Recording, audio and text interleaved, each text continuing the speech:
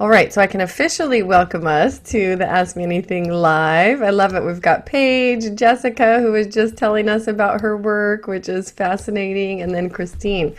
So Jessica, what were you wrapping up with? That's it. I'm really, Hmm. I have all of the legal questions. And,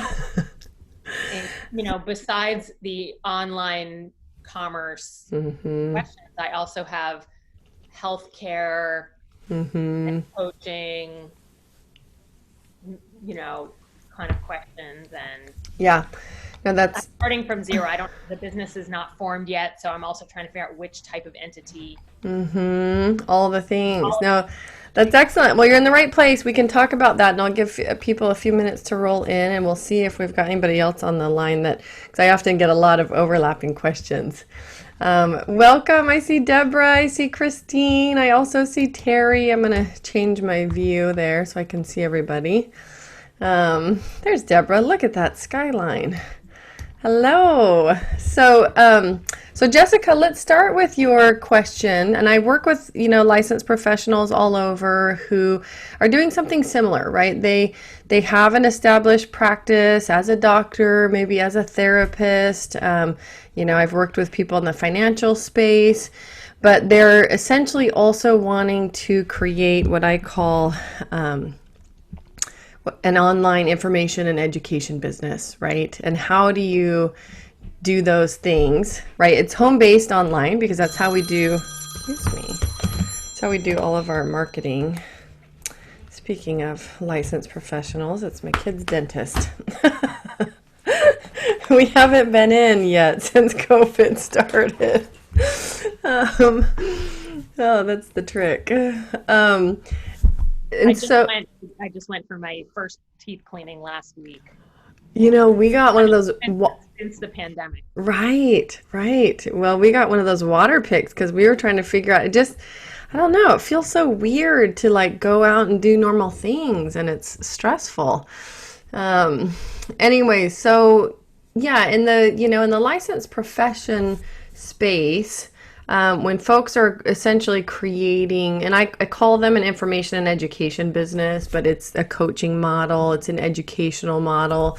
They're generally wanting to support people with the body of knowledge that they have, but in a different way, right, than they do through their licensed profession. And the first question I have for anybody that's a licensed professional is what you're wanting to do online or through like coaching, let's say, is it just an extension of what you're already doing, or is it supplemental to, right? Is it different? Because the trick, and most people who are licensed professionals, this is their primary concern, is what can I do given that I'm a licensed professional? And right, as licensed professionals, we're restricted by state lines. We have rules of professional conduct that are in play. We all have to start at square one, and that means just being very, very clear on what the rules of your licensure are, right? Can you cross over state bounds? And if you can, like let's say under the new telemedicine health options, is what you're doing appropriate under that umbrella, right? Is it really an extension of your medical practice, or is it coaching and education? And so my starting point for most licensed professionals is that they actually set up two separate business models, that they do not operate out of the same space, that they're very clear on what they do over here. And when I say over here, like in one of the businesses, whether it's the coaching and education business or the licensed profession, because basically every step that you take in your work, you need to be able to clearly define, am I doing this in my capacity as a licensed professional? Am I doing it in my capacity as an educator? Mm-hmm. Right? Or as a coach. Very, very different. The work looks different. The information looks a little bit different. The way that you deliver it often looks different. So you just want to be really, really clear on what it is that you're doing and carving out separate spaces, treating them like two separate businesses, because when people play in the gray areas, when they typically have some ethical concerns and other issues that may come up, and it really has to do with confusion on the consumer side of what are they getting? Are they getting medical advice, or are they getting education? So, Yeah. yep. So that's the starting point. And I strongly encourage people to really treat those as two separate businesses and set them up separately, just to make sure that they stay out of trouble, because most state licensing models, you're not permitted to cross state boundaries. And, especially in the medical world, it's a little bit tricky delivering one-on-one medical advice through, even under regular telemedicine health, right? There are certain things my pediatrician can help us over, online channels or over the phone versus having to go in and see somebody in person. Yeah. But there's a lot to think about. I mean, if you've got other specific questions that, we can address, feel free to raise those. Let me check in really quick with Deborah and Christine and Terry. How are you, ladies? If you've got any questions, you're welcome just to go live or to pop them into the chat. Yeah, I sort of have a related question, so maybe it's good to ask it now. So, so I formed like an LLC, which is primarily for my consulting activities, and I'm not a licensed professional in this sense of the world. So I work in science and technology policy. Got it. And so so I've now formed, because of COVID, I used to give workshops in person. I've now moved all my educational activities online. And I have created an umbrella organization for that, which I call the Science Technology Policy Academy. And so what I'm trying to figure out is, I already have an LLC for my consulting business? Do I need to do anything special for this kind of entity I've created for my educational activities, and which I now offer online classes directly to students, as well as through institutions like universities and federal agencies like that. And is the work that you're doing online essentially the equivalent of what you were doing before? You're just doing it through an online format. I mean, it's all related to your established consulting. Yes, it's just basically I would like go to, say, a university, and I'd give a workshop. Now I do all of that online. The main difference is I'm kind of like separating out the consulting that I do, which is more like, like right now I have some draft legislation that I'm revising, things like that. Right? So I had everything under this one big umbrella, but I was never dealing directly with the students before. Got it. It was through an institution. Of some kind. And so now that the students are registering, these are primarily PhD students registering directly with me, I decided to form this other organization because it's too confusing to have the same webpage. I have two separate web pages now. Got it.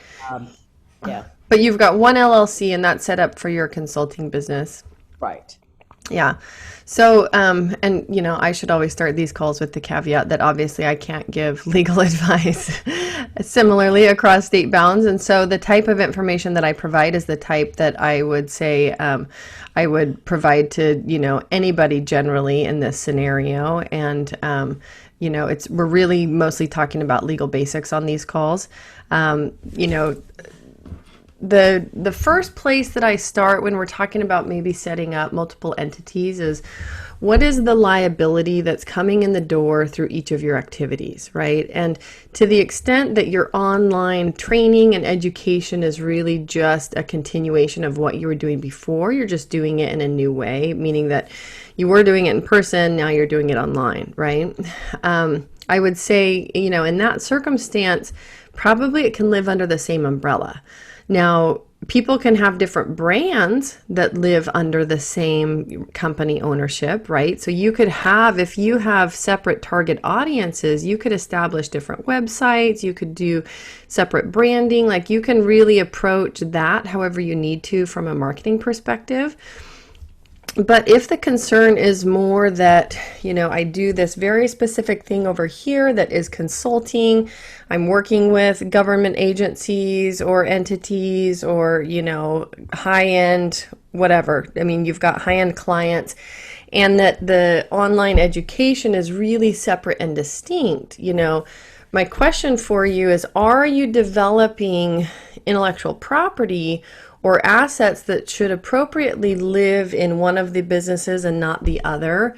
Because in all the folks that I serve, like the vast majority of the business value is in our intellectual property, right? It's in our systems and our frameworks and the way that we present things and the information that we put out there. And so that also tends to be something that is worth protecting. And so when you're talking about liability, there's different ways to address that. And some people actually set up, for example, intellectual property holding companies where they will set up an LLC or something that exclusively the sole function is to own the IP, own and manage different intellectual property assets, right? Even if you have multiple other entities. Or, right, if you are doing online education work over here, you're developing slides, you're developing workbooks, you're developing all of these online assets, and they really live over here in this business. Maybe you don't want them exposed to some of the liability that you're bringing in the door through your consulting business, right? And part of this is really a risk assessment. I don't know, given what you do, I don't know what the risk is, right? It would be a longer conversation to go into a deep dive to assess that. But that's what I like for people to look at is, do I do what I'm doing in this business, right? Does it expose me to risk or to loss in this other area, such that it's significant enough I should actually form separate entities, right? And hold the assets in an actual separate entity. Because if they all exist in the same place, right, it's a little bit like having a conversation with somebody who stays a sole proprietor, right? Your personal assets and your business life live in the same place. If you do something wrong in business and liability comes in the door, your home could be up for grabs. Your bank account could be up for grabs, right? So similarly with multiple businesses, and I'm not saying that you do have multiple businesses, but if people are really truly doing something distinct and it should be under separate entities, right? The question is, am I doing something over here that brings liability in the door that exposes assets over here that really should live in a different location? So that's part of the conversation I'd want you to think about.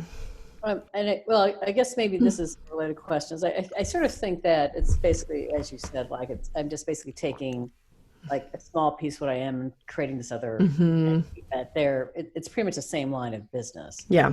But then I'm wondering if this, since I actually came up with this name, the Science Technology Policy Academy, if I should somehow protect that. Yes, and that's where you can distinguish yourself through branding. You can get protection around your intellectual property, right? And if we want to spend a moment, and Christine and Terry, I just want to acknowledge you guys. I still see you on the call. You're welcome to pop a question into the chat if you've got one. We'll get to you next. Around intellectual property, Deborah, there's basically, I'll give you my quick overview. The way to think about it is, obviously you've got trademark registrations, which if you think of your business or your brand like a mountain, right? What's visible at the top of the mountain is what is protectable by trademark. That's usually your business name, a tagline or a phrase, right? A signature product, program, course name, maybe it's your academy, right? That is usually what's visible to the marketplace from a name perspective, or a short phrase or tagline, right? But that's what you can protect with a trademark.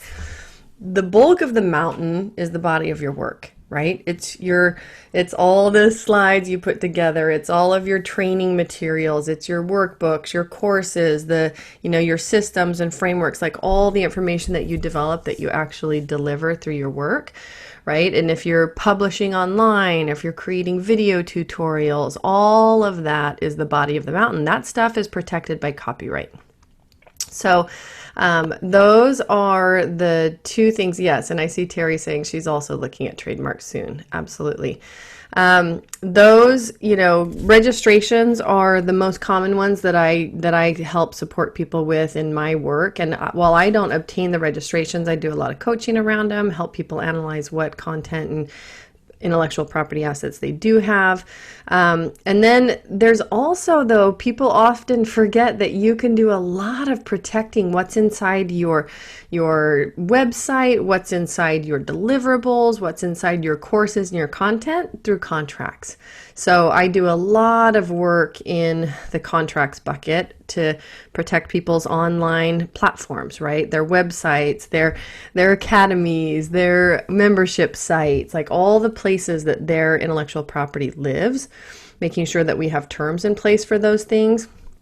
Right. And so for people that are doing online business, you need website terms and conditions for your general website, and this includes information that is available to general members of the public. So a lot of people, most of us in our space are setting ourselves up to be an expert at what we do, right? And so we do a lot of publishing, whether it's articles, whether it's video content, whatever it is. But the risk comes in the door because we know how we intend for people to use our information. We don't ultimately get to control how they do use it. And so that's why we need website terms and conditions to protect what is generally available to the public. That includes limitations of liability, key disclaimers. It has all the language that says, here's how you can use my information, here's how you can't, right? Plus a bunch of other things.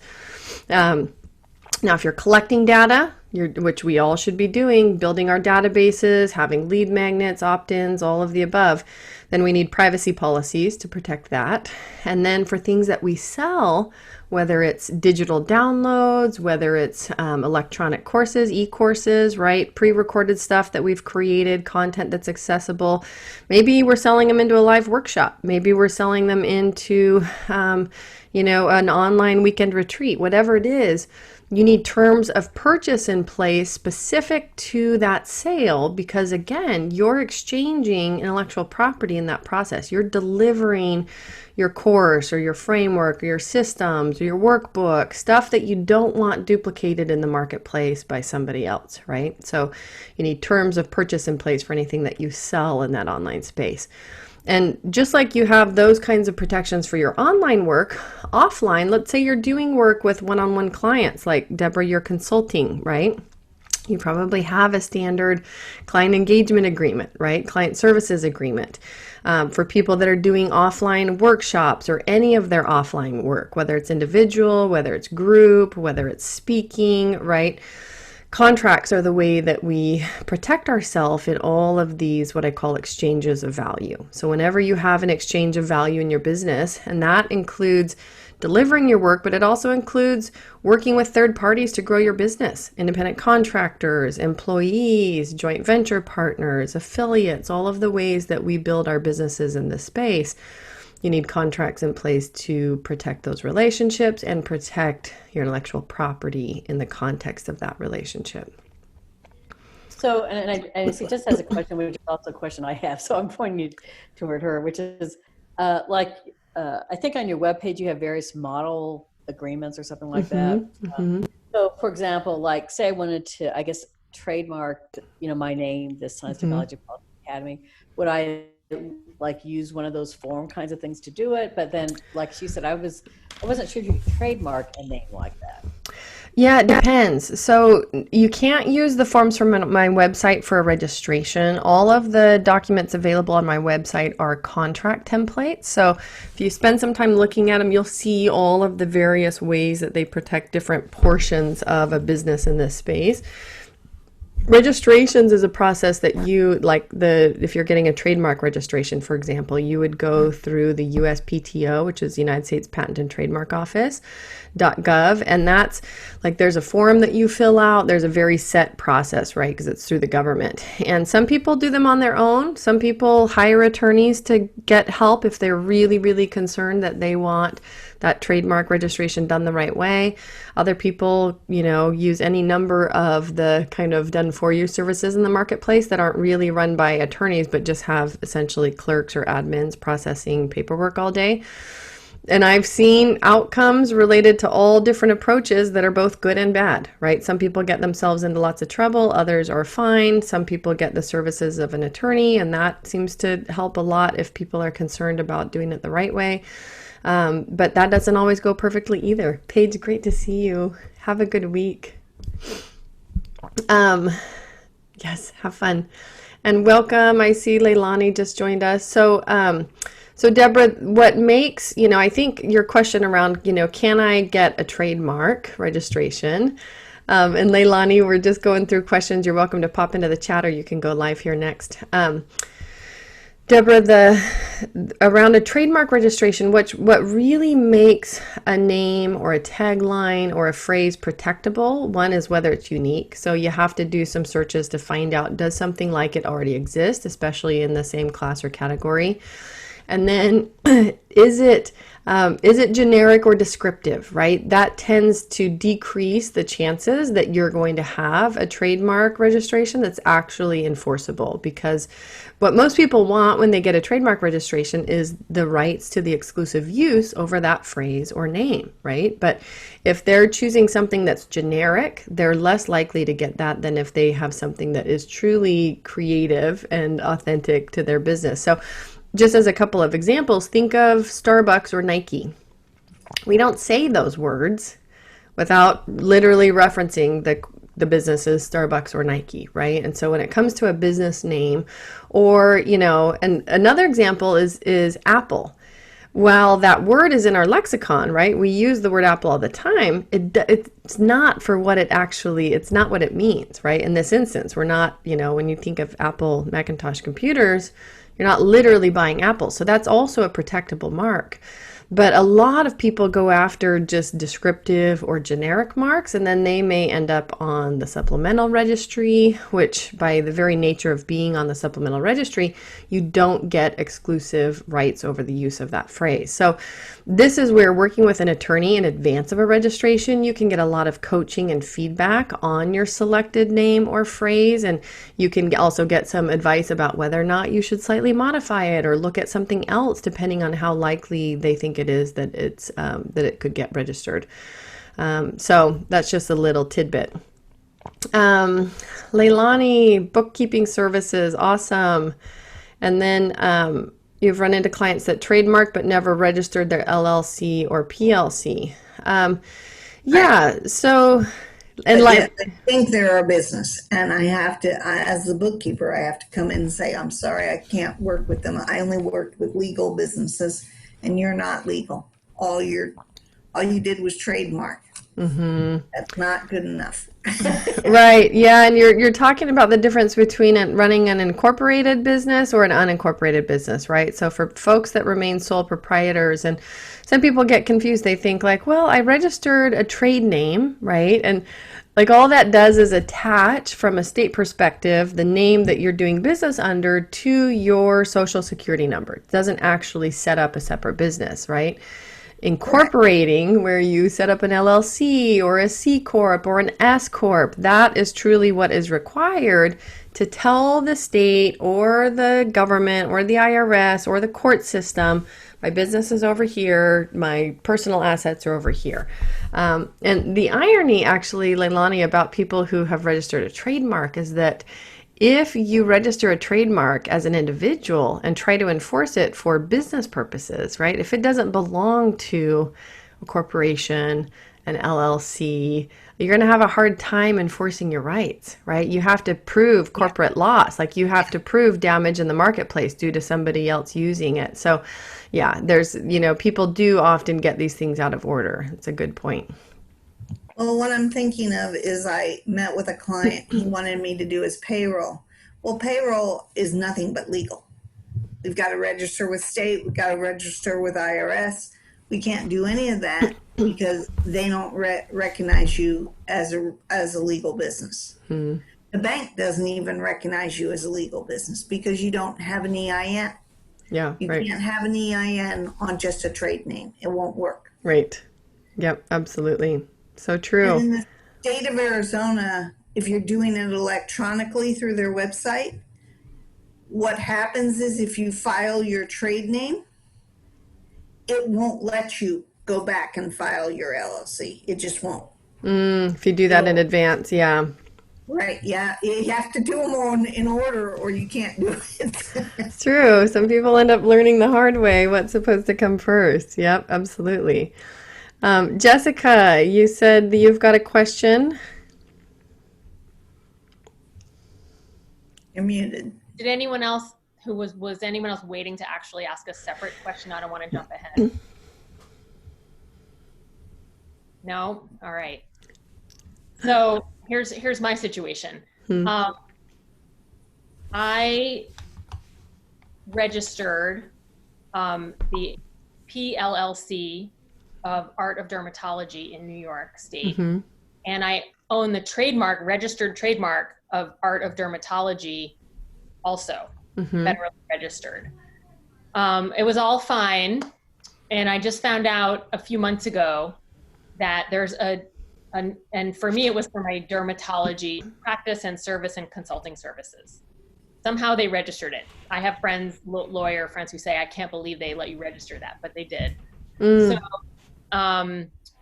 there's another dermatology practice in a different state now called Art of Dermatology, and using that brand name. So I'm getting ready to send them a letter to stop, but it's unclear to me if I can protect a business entity name, and what makes it defendable as a trademark, and whether I should just forget it and move on, or whether it's worth risking getting into this fight.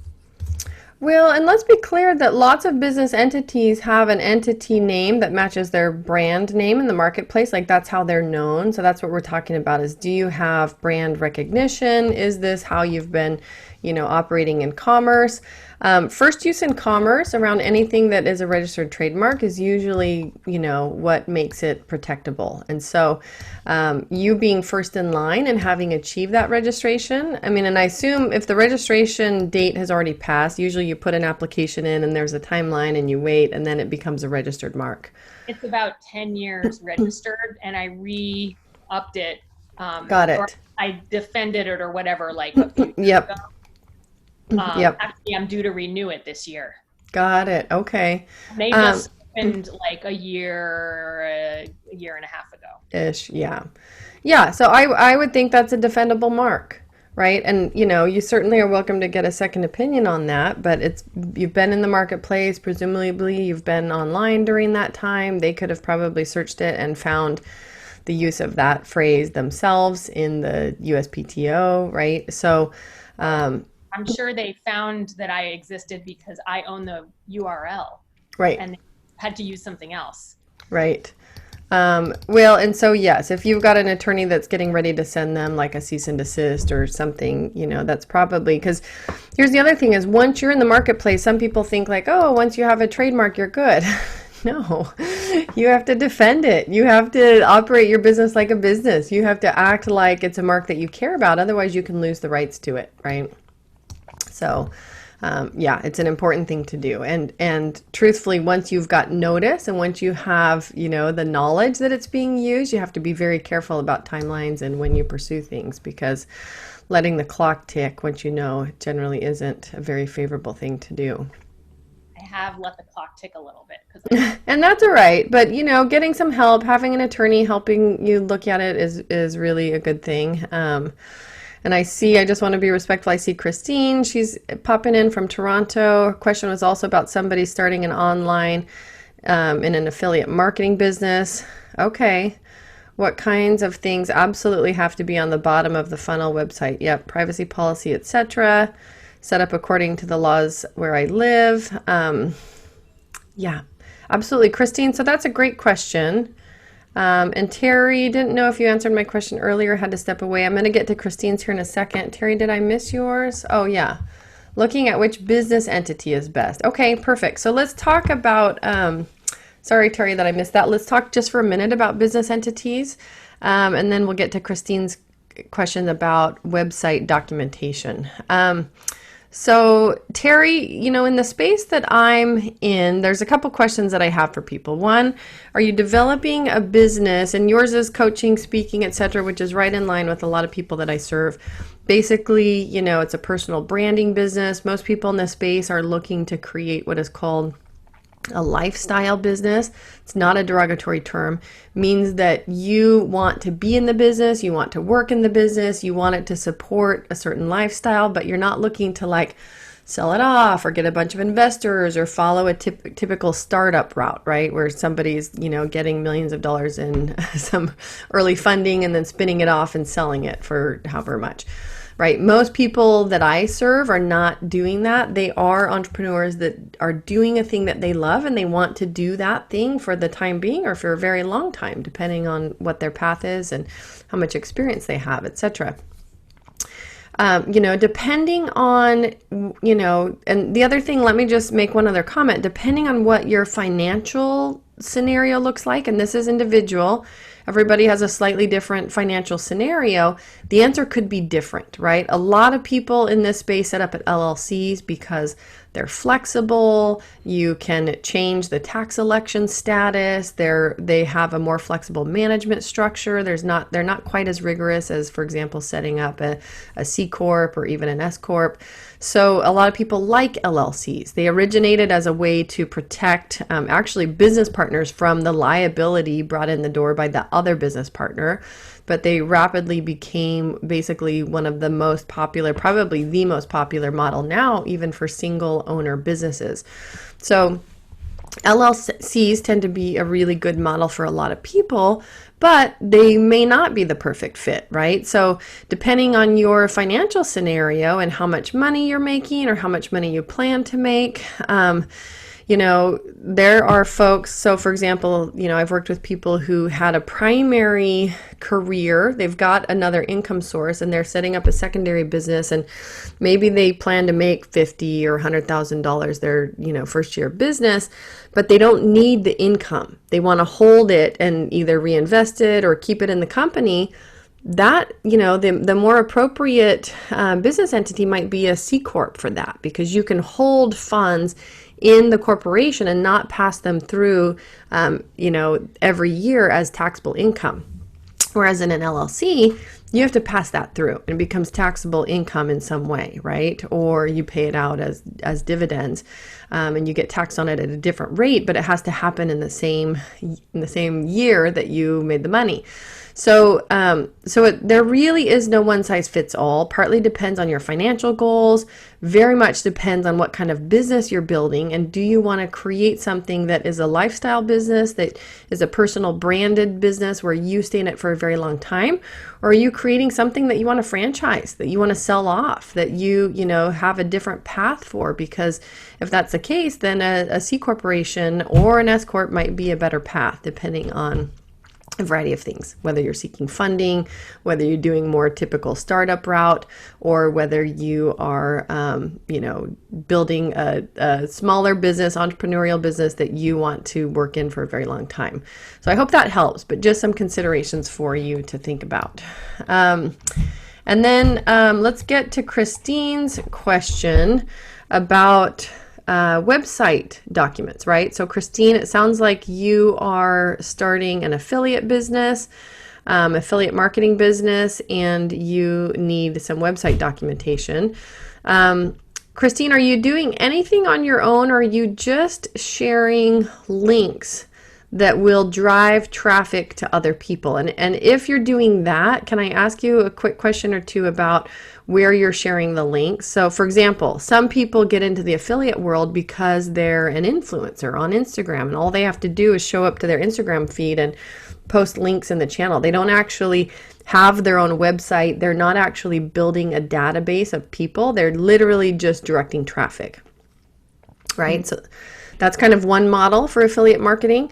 The other model for affiliate marketing is you've got your own website. You are building your own database that whether you're using it now or you plan to use it in the future will be related to your business.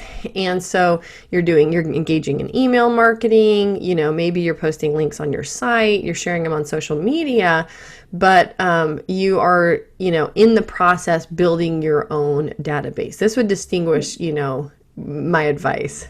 Yes, actually, it's the second one that you just. The second one, okay. So in that instance, yes, the documentation that you would need, and let's be clear that anybody, doing any business really and collecting any kind of information, if you have Google Analytics turned on, even if you're not collecting a name and email address, just having Google Analytics on your site that measures where are people visiting from, how long are they staying, what pages, etc., is enough to need a privacy policy that's compliant with the GDPR. Now, if you're just collecting a name and email address, because some people just have very simple opt-in forms, same thing. That's enough information even without Google Analytics to need a compliant privacy policy. So for you, for a simple website, and some people, I get this question a lot, well, I just have a single landing page. I just have a single opt-in or a single landing page. And I'm like, does it share information? Yes.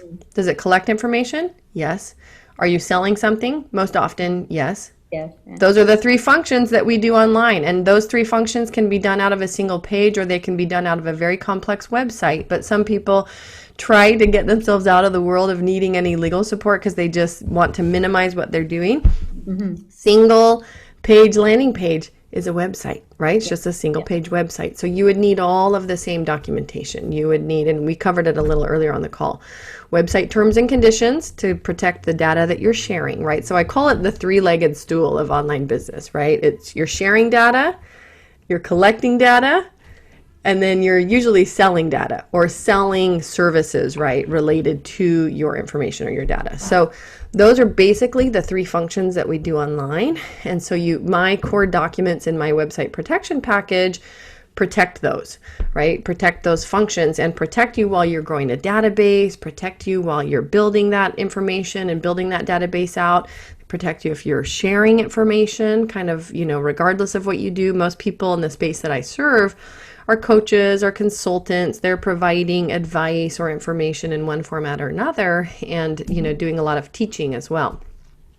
And then you say you have your own package for data? I do. Yep. And so I'll share with you and for people on this call, in case anybody else is looking at it, similarly getting themselves protected online. This year, because of COVID, I've made such a big push to make my website protection package available. I've done multiple workshops and I have one. I'm actually taking this landing page down end of September. This was my last workshop around the website protection package.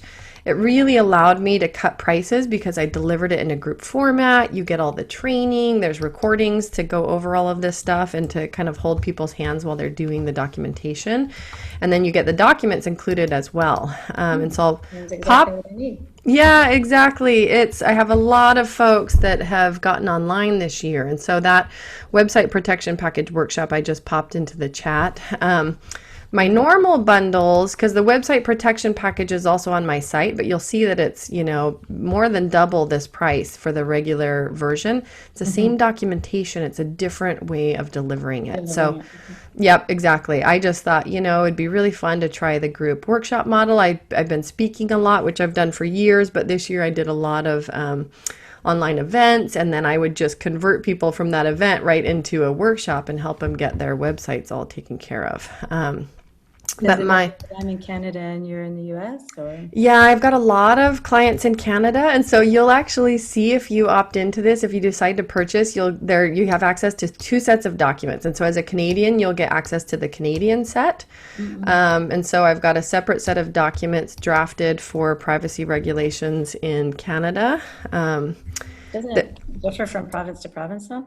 It does, yep. So you'll see that there's different, only for the privacy, you'll see there's different privacy policies depending on what province you're in. Where are you, Christine? I'm in Ontario.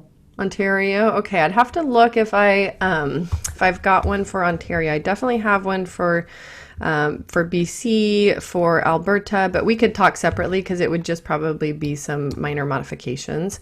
Okay. You can check that out. You're welcome to get in touch if you've got any questions. It's unfortunately a rough year, but a good time for everybody to be getting online. Okay, yeah.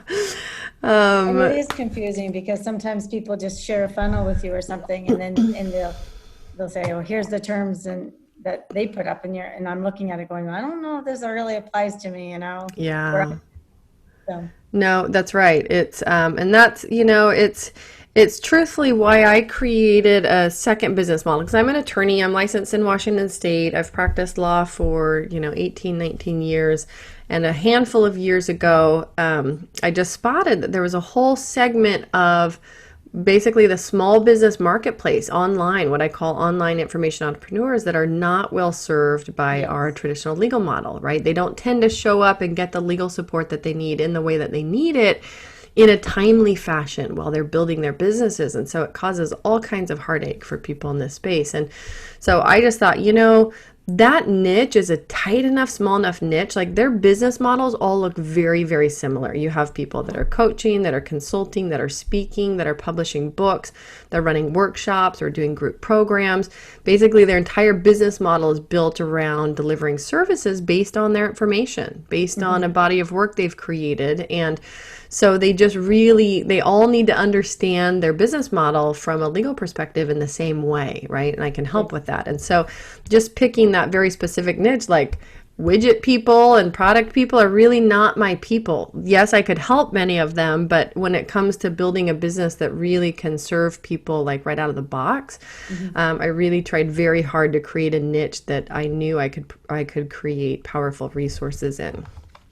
Yes, we were glad to see you come online and help us. Thank you. Oh, awesome. Christine, how did we cross paths?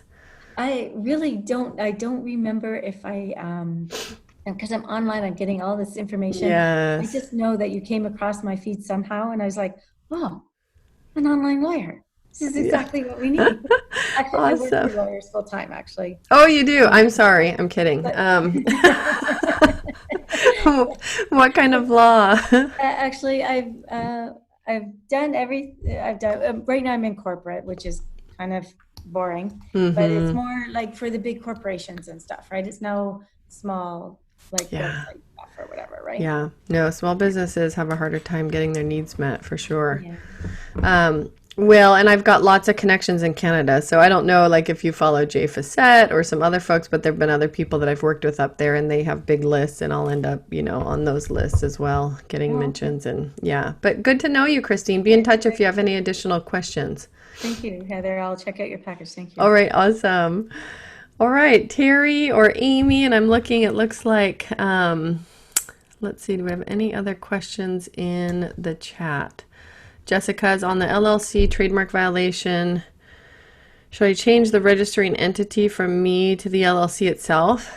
Yes. So Jessica, great question. Yes. If you ever needed to claim infringement on behalf of a business, you would need to have that intellectual property actually owned and held by that business. And so what you need to do is achieve basically a transfer, an assignment of that trademark from you as an individual to your business. That'd be a separate agreement. And then you would need to, when you re-up that, indicate that there's a way to do that through the trademark office, indicate that there's been a transfer of that trademark or an assignment, and then make sure that they have the updated information. I had a client that just went through that.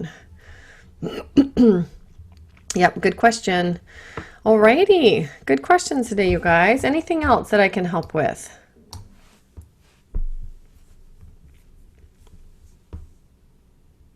If you don't mind, and if nobody else is waiting. Doesn't look like it. If not, I have a question that was a little further up, which was about LLC versus C Corp. Oh, Because okay. It's maybe coaching and education primarily, but then there will also be retail sales of products that I design and products that I sell through affiliate. This is my big plan. Okay. So just thinking, somebody said it's very hard to change entity types once it's already started. So I can't tell if I should start LLC, do my thing, and then figure the retail out as a separate business entity. There's a reason that I should consider doing C Corp now, if ultimately I am going to have employees and, hopefully grow. I just went through a legal and financial workshop where they really pushed C Corp for the hidden financial savings that are not just necessarily about a direct tax, but other ways that you can get benefits and things out of it that are much cheaper to get when you have a C Corp entity. So it made me think again about C Corps, even though I had, thrown them off because everybody's all doing LLCs. Right. Well, and it's funny, I talked with a friend on my last email, my highlight email from last week. It was a long one, my weekly highlights. The bottom of it, there's a book that I recommended written by a colleague of mine. Let me see if I have it sitting here. His name's Paul Sweigel. I've got his other book. He's a fellow Seattleite. The first one was Contract Drafting. The second one, where is it? I just did a whole long blurb about it. I'm reading it somewhere in the house, so it may not be here right next to me, but it's basically legal issues like for startups and small businesses. Anyways, and he said, he basically has this joke about LLCs being the most popular way to mess up your business, right? And so in his opinion, yes, he would probably agree with that. And this is because a lot of people are not getting the legal help that they need, and so they goof it up. They don't maintain corporate records, or they do something really sloppily, because even though they set it up, they then don't really treat it like a business and get corporate bank accounts set up and do all of the other things that you're supposed to do to really separate out your business. Or they're just wanting an easy setup, and they really are still planning to get funding or investing or bring on partners. And certainly if you're in that path, the C Corp can be a better model for you. But there can be, you're right, there can be strategies available through each of these models that are not available under some of the others. And so it is really important. And my general recommendation is, depending on where you're setting up the business. So for example, if this is going to be a New York based business, right, I would probably contact a New York State attorney, and I could get you some referrals to walk through this whole analysis and talk to them about your long-term business plan, so that you get advice that's pertinent to your state, if that's where you're going to do your setup, and that can help you make the right decision from the start. Because I agree, it's worth the investment to do it right and not have to switch horses midstream. You don't want to do that, because you'd basically have to close out the registration of the first one with the state and set up a whole new, some states, do they allow the transfer, the change, but it's awkward. And especially if you're doing it and getting ready for funding, when you bring in business partners or funding into a business, they want to see it have, been done right from the start and treated the right way. They don't like to have to step in and clean up a mess. It makes it much more likely that you won't get the funding that you want if you decide to ever go down that path. So yeah, I'd be happy to send you some New York referrals so that you could connect with a New York business attorney and help you do that analysis. Awesome. And if you just want to remind me, so Jessica, you've probably got my email address already, but I'll pop it into the chat. Just send me a reminder at legal or info@legalwebsitewarrior.com. Just say, Heather, I was on your call. Please get me a New York referral, and I'll pop over and do that. All right. Any other questions?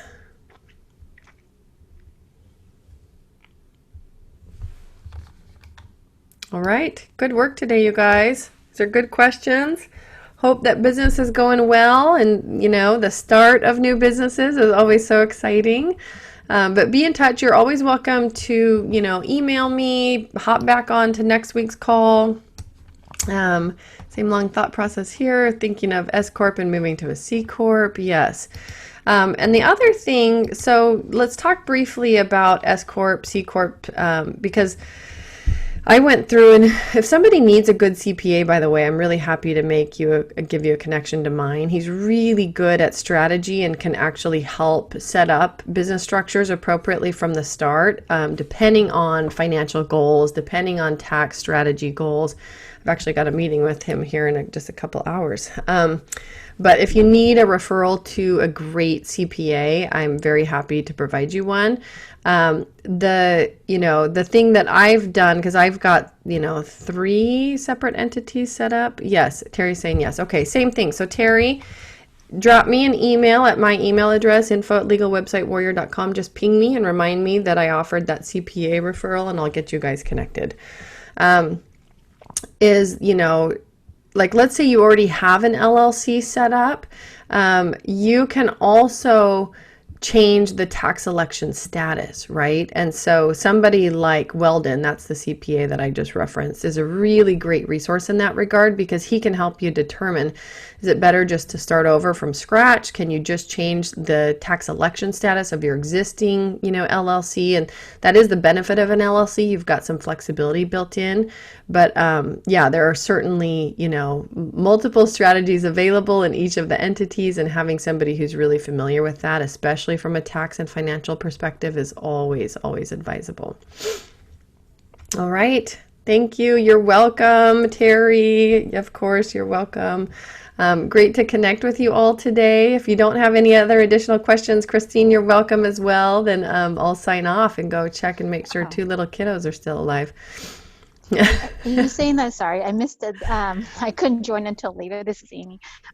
Do you have more workshop later, or I couldn't join until later, so I missed No, that's it. okay. So Amy, this one, yeah, that's okay. It's recorded, and I post it. In fact, let me just grab my YouTube channel link for you.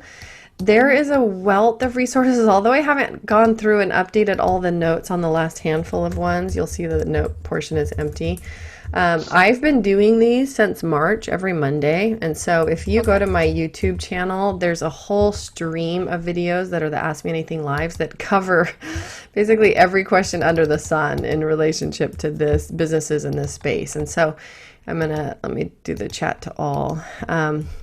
So it's just youtube.com/Heather P. My first real last name was Pierce, Pearce, but it's Heather P. Campbell like the soup. So there's the link, and I just say that out loud for anybody watching. But if you go, and let me grab the Ask Me Anything Live, because it has its own link. It's a playlist, right? So I set up playlists on my YouTube page. When you get there, just look for the Ask Me Anything Live playlist.